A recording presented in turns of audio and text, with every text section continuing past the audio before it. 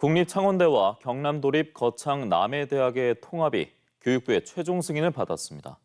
내년 3월부터 두 도립대는 국립창원대 캠퍼스로 새롭게 출발하는데요. 기존 2년제와 4년제 교육과정을 유지하는 다층 학사제가 전국 최초로 도입됩니다. 박종훈 기자의 보도입니다. 교육부가 국립창원대와 경남도립 거창대학과 남해대학의 통합을 최종 승인했습니다. 개교 30년을 맞은 두 도립대학은 내년 3월부터 각각 국립창원대 거창 캠퍼스와 남해 캠퍼스로 새롭게 출발합니다. 두 도립대학의 통합은 20년 전부터 경쟁력 강화 방안으로 논의돼 왔지만 지난해 창원대가 두 도립대와 통합을 전제로 한 글로컬 대학에 선정되면서 급물살을 탔습니다.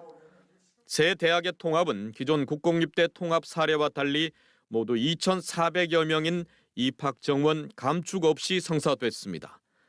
특히 지난달 지방대 육성법에 따른 고등교육 혁신 특화 지역 규제 특례 지정으로 전국 최초로 2년제 전문 학사와 4년제 일반 학사 교육 과정을 동시에 운영하는 이른바 다층 학사제가 도입됩니다.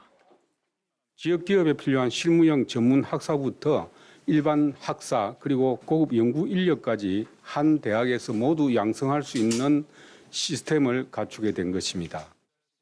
이에 따라 통합대학 각 캠퍼스별로 지역 산업과 연계한 특성화 전략을 수립하고 2028년부터 거창과 남해 캠퍼스에 각각 전문기술 석사 과정을 신설할 계획입니다.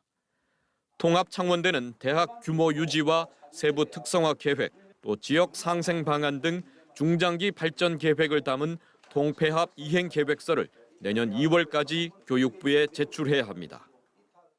거창 캠퍼스, 남해 캠퍼스는 살려가고 키워가야 될 캠퍼스지 이것을 통폐합을 통한 변화와 혁신에 있어서 상승 방향으로 가지 하강 방향으로는 절대 갈 리가 없습니다.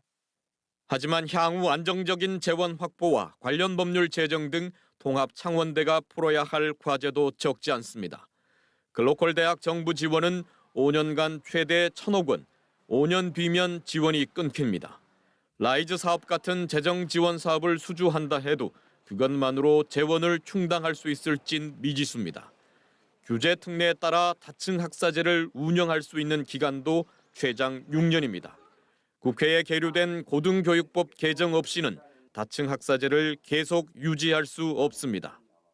6년 뒤에도 고등교육법이 개정이 안 되면 그때는 다시 원상복귀를 하느냐 아니면 법이 없는데도 불구하고 그대로 유지가 돼서 실행할 수 있느냐 이런 부분에 대한 답도 전혀 없는 상태에서 경상남도는 내년 2월 관련 조례 제정을 통해 글로컬 대학 사업이 진행되는 통합 초기 5년간 연간 200여억 원인 두 도립대 운영비를 지원하는 등 행재정적 지원을 약속했습니다.